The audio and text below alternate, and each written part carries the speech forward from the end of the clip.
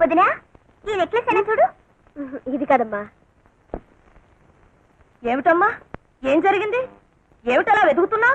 ఏదైనా కనిపించడం లేదేమిటి? ఏం లేదత్తయ్య, నా నెక్లెస్ డ్రెస్సింగ్ టేబుల్ మీద పెట్టాను, కనిపించడం లేదు. అమ్మో అమ్మో, అంత ఖరీదైన నెక్లెసే ఇంకా ఏం లేదంటావేమిటమ్మా? వదినా, నీకది చిన్న వస్తువేమో గాని దొంగతనం చేసిన వాళ్ళకది మహాప్రసాదం అమ్మా. చచ్చా, మన ఇంట్లో దొంగతనం ఎవరు చేస్తారమ్మా? అలా అనకమ్మా, పెద్దోళ్ళలోనూ చిన్న బుద్ధులున్న వాళ్ళు ఉంటారు. పోయింది చిన్నది చితకది కాదాయే. అనుమానం రాకుండా ఉండాలే గాని వచ్చాక తీర్చుకోవడమే మంచిది. చూడమ్మా, నా పెట్టి కూడా తీసుకొస్తాను, నువ్వే స్వయంగా చూసుకో తల్లి. అదేమిటత్తయ్య, నీ మీద నాకు అనుమానం. అది కాదమ్మా, ఉండు. అమ్మ చెప్పింది నిజమే వదినా. కళ్ళ ముందు అంత పెద్ద నక్క అనిపిస్తుంటే ఎవరికైనా కక్కుర్తి పడాలనిపిస్తుంది. అంటే ఆ పని నేర్చేసేనా మీ ఉద్దేశం? బాగుంది వరస. నువ్వెందుకు బుధాలు తడుకుంటావు? వేలెత్తి నేను చూపించానా, నోరెత్తి నీ పేరన్నానా? మీ మాటల్లో అర్థం తెలుసుకోలేని మూర్ఖురాలి కాను.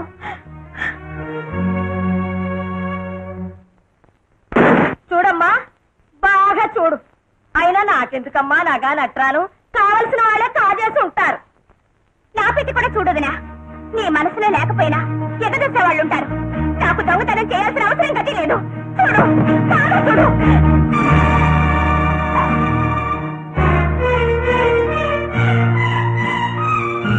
చేసిందంతా చేసి ఎంత నంగనాచి కబుర్లు చెప్తున్నావమ్మా? సూరమ్మగారు, జ్యోతి, మా అమ్మ మీద ఎందుకు అలా కళ్ళెర చేస్తావు? నువ్వే తీయపోతే నీ పెట్టులోకి ఎలా వచ్చింది? అయినా పుట్టుకతో వచ్చిన దిక్కుమాల బుద్ధులు ఎలా పోతాయి? అత్తయ్య, ఏమిటా మాటలు? జ్యోతి ఎవరనుకుంటున్నారు? ఈ ఇంటి ఆడబడుచు. కష్ట అలాంటి పని చేయదు. నాకు ఆ నమ్మకం ఉంది. కల్లారా అనిపించిందల్లా నిజమని నమ్మకం లేదు. మీరు వెళ్ళండి. సరే, మనకెందుకులే అమ్మా, పోదాం పద.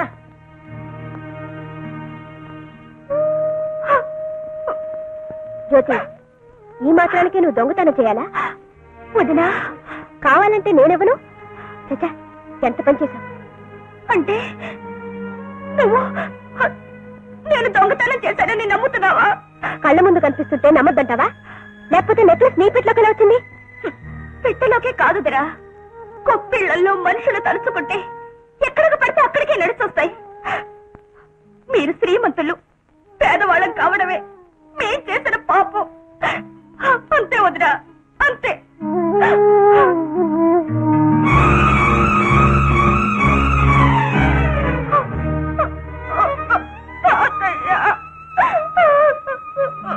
విన్నానమ్మా, అంతా విన్నాను. అర్హత లేని చోట ఉండడం మనది తప్పు కాని వాళ్ళది కాదమ్మా. పదమ్మా, మన ఇంటికి పోదాం, పద.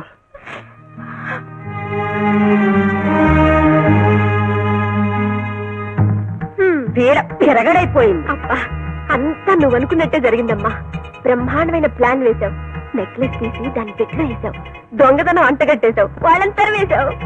లేకపోతే వీళ్ళింట్లో తిష్ట వేసి మన మీద పెత్తనం చెలాయిస్తారా? వీళ్ళంతూ చూడకపోతే నా పేరు సూరమ్మే కాదు. అబ్బా, మా అమ్మ ఎంత మంచిదో.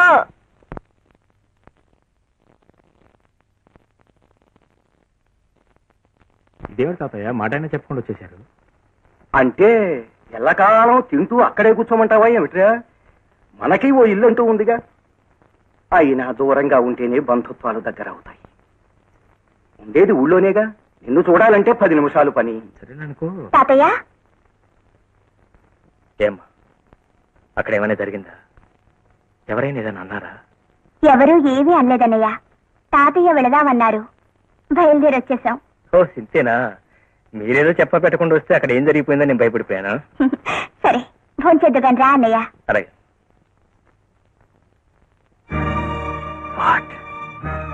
నా చెల్లెలకి దొంగతనం వంట కట్టారా? అవును బాబు, ఆ రాకాసి సూరమ్మ నోటుకొచ్చినట్టల్లా వాగిందండి. పాపం సెల్లమ్మ గారు పళ్ళెత్తి మాట కూడా అనలేదు బాబు. సంధ్య, నువ్వు మనిషివే పశువే? నీ బోడి నెక్లెస్ కోసం కక్కుర్తిపడే దౌర్భాగ్య స్థితికి నా చెల్లెలు ఏనాడు దిగుతారు. ఓహో, అయితే అక్కడికి వెళ్ళే వచ్చారన్నమాట. చెప్పాల్సినవన్నీ మీ చెల్లెమ్మ గారు చెప్పే ఉంటుందే. నీకున్న కుసంస్కారం నా చెల్లెకి లేదు. నువ్వు చేసిన వెధోపన అవతారం చెప్పారు. నీ నీచ బుద్ధి ఇప్పుడే అర్థమైంది నాకు. ఏంటండి మీకు అర్థమైంది? మీ చెల్లె దొంగతనం చేసిన విషయం నిజం కాదంటారా? అంటాను ముమ్మాటికి కాదంట. అయితే ఆ నెక్లెస్ ఆమె పెట్టలోకి ఎలా వచ్చిందంటారు? ఎవరో గిట్టని వాళ్ళు పెట్టుండొచ్చుగా. మీ చెల్లె చేసిన తప్పుడు పని సమర్థించుకుంటున్నారా? ఆమెను వెనకేసుకొస్తున్నారు. ఆమెను దొంగను చేయటం వల్ల ఇక్కడ ఎవరికీ ఉడికేది లేదు. ఆ నగ ఆమె పెట్లో ఉంటూ నేనే కాదు నలుగురు కళ్ళారా చూశారు. చూస్తారు, అనుమానం కలిగిస్తారు. నువ్వు వాటిని నమ్మి నా చెల్లెలు అవమానించి ఇంట్లో నుంచి గెంటేశావు. నేనేం అవమానించలేదు. మర్యాదగా పక్కకు పిలిచి అడిగాను. ఇంత చిన్న నెక్లెస్ కోసం నువ్వెందుకు ఇది పిచ్చి పని చేశావన్నాను. తానే మొహం చెల్లక సిగ్గుపడి ఇంట్లోంచి వెళ్ళిపోయింది. అభిమానం ఉన్న మనిషి అంతకన్నా ఏం చేస్తుంది? నీ అంతస్తు అహంకారం చూపించుకున్నావే కానీ పసిదాన్ని మనం అర్థం చేసుకోలేకపోయాం. ఏం అర్థం చేసుకోవాలండి? ఎదుట రుజువులు కనిపిస్తున్నా మీ చెల్లె నీతి పర్రాలని అర్థం చేసుకోవాలా? కొండంత సాక్ష్యాలు కనిపిస్తున్నా ఆమె నిజాయితీని మెచ్చుకోవాలా? సిగ్గుపడి ఇంట్లోంచి వెళ్ళిపోతుంటే కాళ్ళ మీద పడి ఇంట్లోనే ఉండమని ప్రాధాయపడాలా? సంధ్య, ఈ అభాండాలేసే బుద్ధి నీకు మొదటి నుంచి ఉంది. కానీ ఇంత జరిగినా నిన్ను గురించి ఒక్క మాట కూడా లేదు నా చెల్లెలు. అనడానికి ఆవిడకి ఎన్ని గుండెలు అయినా ఏముంటుందండి? చూడండి, కేవలం మీ చెల్లి లేని అదృష్టానికి ఆవిడ క్షమించి వదిలిపెట్టాను. ఈ నిజాన్ని గ్రహించే సంస్కారం మీకుంటే ఆనందిస్తాను. సంధ్య!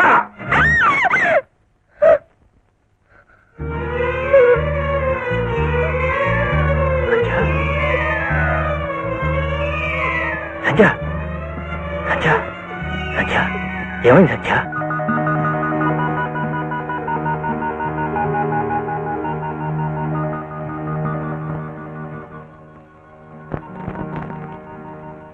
కంగ్రాచులేషన్స్, మీరు తండ్రి కాబోతున్నారు.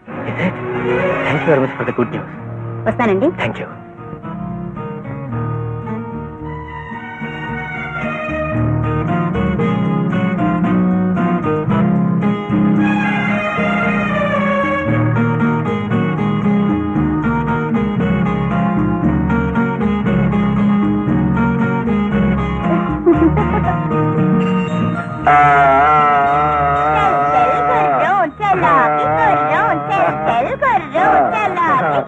ఒరే బాబు, ఇక నేను పరిగెత్తలేను రా, నాకు ఆయాసం వస్తుందిరా.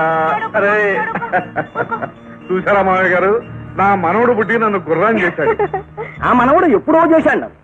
చూడండి, కొత్త తరం వస్తే పాత తరం తలవంచక తప్పదు. మరి అలుకాలతో నడవలసిందే. బాబుదంతా అచ్చు మా వదిలి చురికే. చురుకుదనం వాళ్ళ అమ్మదొచ్చిన స్వభావం మాత్రం వాళ్ళ నాన్నదొస్తే మాకు క్షేమం. అంటే నా స్వభావం వల్ల మీరంతా బాధపడిపోతున్నారా డాడీ? అబ్బే, నాకెందుకమ్మా బాధ? ఏమ్మా, నీకన్నా బాధగా ఉందా? అబ్బే, నాకేం బాధలేదు. ఏం బాబు నీకు? నాకేం లేదండి. ఏం మామయ్య గారు మీకు? పసిబిడ్డ గుండెల మీద తన్నితే మాత్రం నొప్పి పెడుతుందా బాబు? చూశావమ్మా, బాధను కూడా ఆనందంగా స్వీకరించే ఇంతమంది మంచివాళ్ల మధ్య నీకు నీ బిడ్డ ఆనందానికి ఎప్పుడు లోటాదమ్మా. ఇటువంటి చిన్న ప్రపంచాన్ని ఎప్పుడు వదులుకోకు. చూడమ్మా జ్యోతి, నువ్వు వెంటనే పెళ్లి చేసుకుని బంగారం లాంటి ఆడపిల్లని కని మా వాడికి కానుక ఇవ్వాలి. ఎవరి శేఖర్? అదే నాకేం అభ్యంతరం లేదండి, కట్నం కూడా అడగం. తెలుగు